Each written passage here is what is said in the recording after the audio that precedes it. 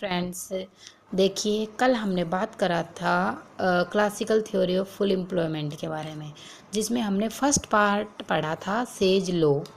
आज हम बात करेंगे सेकंड पार्ट की, जो हमारा wage price flexibility and full employment. Okay, तो देखिए ये जो है wage price flexibility and full employment, ये किस पे डिपेंड करता है? दो चीज़ों पर डिपेंड करता है। एक तो सप्लाई ऑफ बिजनेस फर्म्स किस पे डिपेंड करेंगी? Aggregate demand, aggregate expenditure, aggregate price पे, तीन चीज़ों पे। ठीक है, देखो जैसे ही एग्रीगेट डिमांड कम हो गई, डिमांड कम हो गई, प्राइस कम हो जाएंगे, क्योंकि जब लोग डिमांड ही नहीं करेंगे तो जो लोग हैं वो डिमांड नहीं करेंगे तो चीज़ बिकेगी नहीं तो उसके प्राइस लो रहेंगे। प्राइस लो रहेंगे तो वेज लो रहेगी, वेज लो रहेगी तो जो हमारे फुल डिमांड है, डिमांड ऑफ लेबर, वो इंक्रीज हो जाएगी। ठीक है, अब देखो the amount of production which the business firms can of supply does not depend only on aggregate demand और expenditure but not also the price of products. ठीक है, सही बात कह रहे हैं।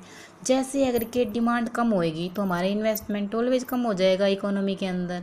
ठीक है, जब हमारी फुल एम्प्लॉयमेंट की सिचुएशन होती है। According to them this happens because product price fall quickly so that quantity demanded increase. देखो सबको पता है भाई, मार्केट के अंदर किसी भी चीज़ के प्राइस कम हो गए तो उसकी डिमांड ज़्यादा करेंगे, लोग ज़्यादा से ज़्यादा खरीदेंगे।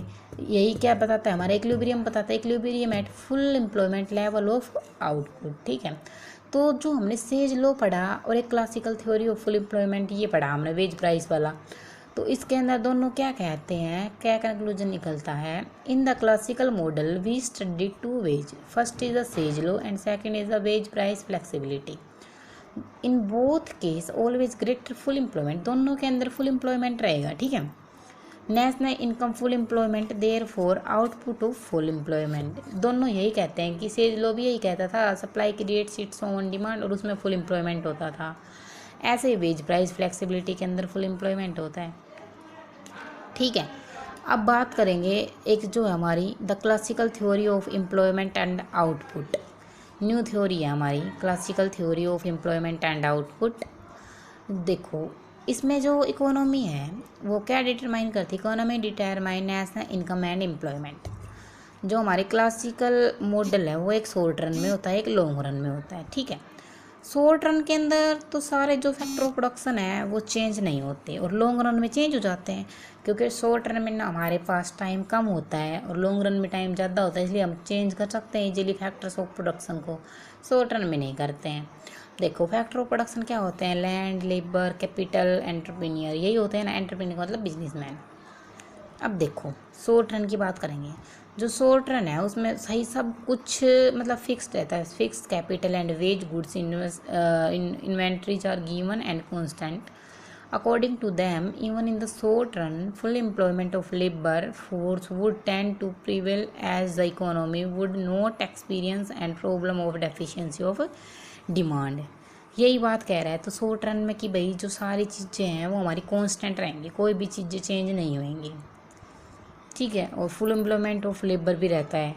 अब देखो इक्विलिब्रियम की सिचुएशन कहाँ होती है शॉर्ट रन में?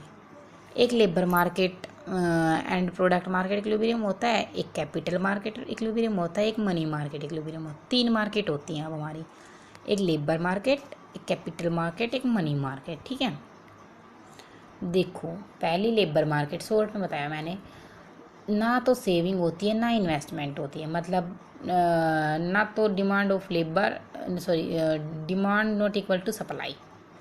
ठीक है, ये बात करेगा। कैपिटल मार्केट के अंदर सेविंग एंड इन्वेस्टमेंट दोनों होती है, क्योंकि कैपिटल मार्केट हो गई उसमें सेविंग भी करेंगे हम, इन्वेस्ट भी करेंगे। और जो मनी मार्केट है वो क्या करती है? रोल ऑफ मनी प्राइस का रोल है उसके अंदर। मनी की डिमांड किसके इक्वल है? मनी की सप्लाई के इक्वल है। Labour market equilibrium. According to classical theory, the magnitude of national income and employment depends on the aggregate production function and the supply and demand of labor। देखो ये बताया था labour market equilibrium के अंदर कि जो है हमारा ये demand of labour not equal to demand of supply, ये था ना। तो यही बात करता है ये इसके अंदर भी, लेबर मार्केट इक्विलिब्रियम के अंदर भी। Economy produce one homogeneous and divisible goods. कैसा इकोनॉमी प्रोड्यूस करती है? Homogeneous goods and divisible goods. देखो अब बात करेंगे जो प्रोडक्शन फंक्शन है इसके अंदर वो क्या होता है। प्रोडक्शन फंक्शन हमारा होता है input and output relationship is called the production function. ये किस पे डिपेंड करता है? दो चीज़ों पे करता है, एक नेशनल इनकम पे, एक एम्प्लॉयमेंट पे।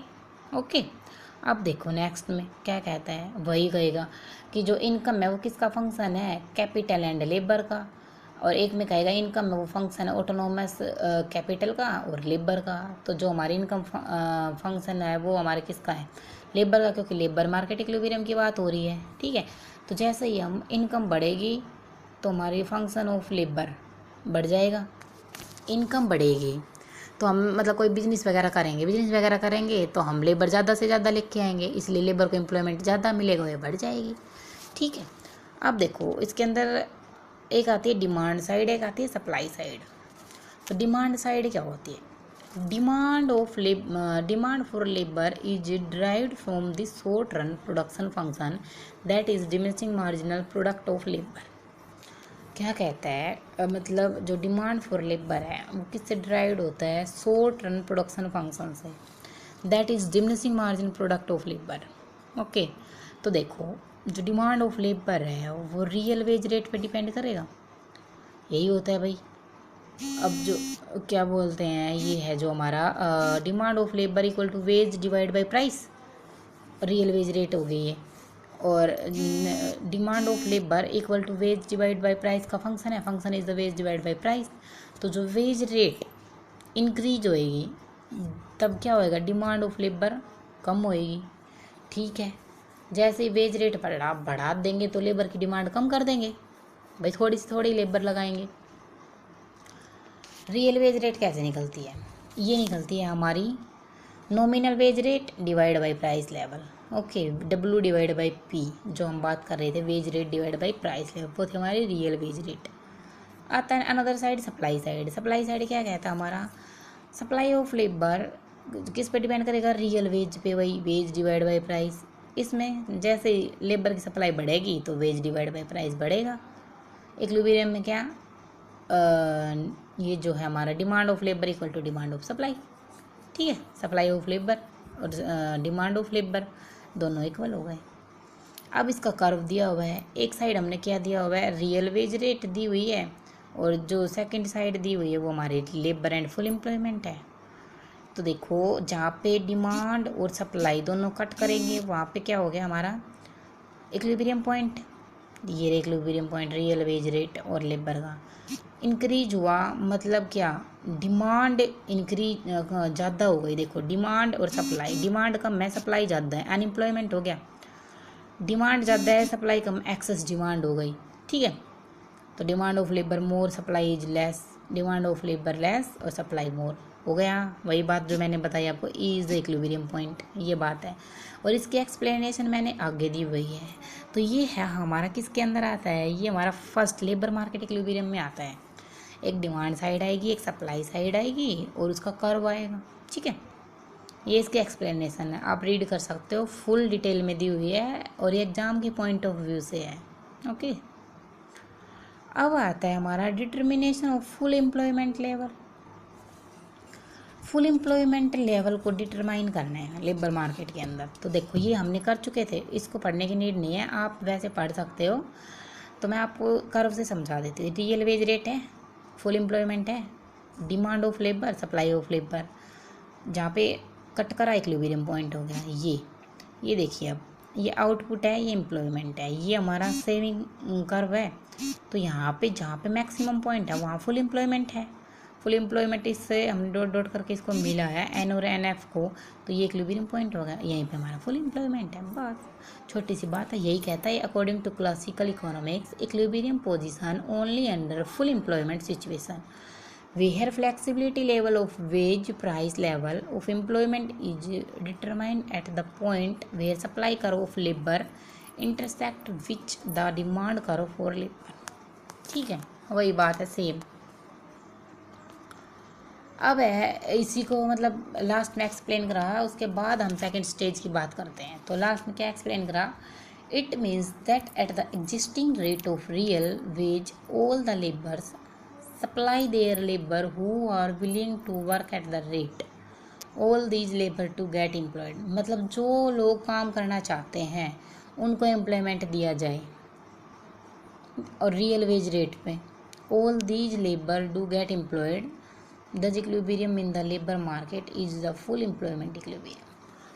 ठीक है, जहाँ पे डिमांड ऑफ लेबर और सप्लाई ऑफ लेबर इक्वल हो जाएंगे, जितनी डिमांड है लेबर की उतनी ही सप्लाई हो जाएगी, तो फुल एम्प्लॉयमेंट इक्विलिब्रियम होएगा लेबर मार्केट के अंदर. Okay guys, thank you.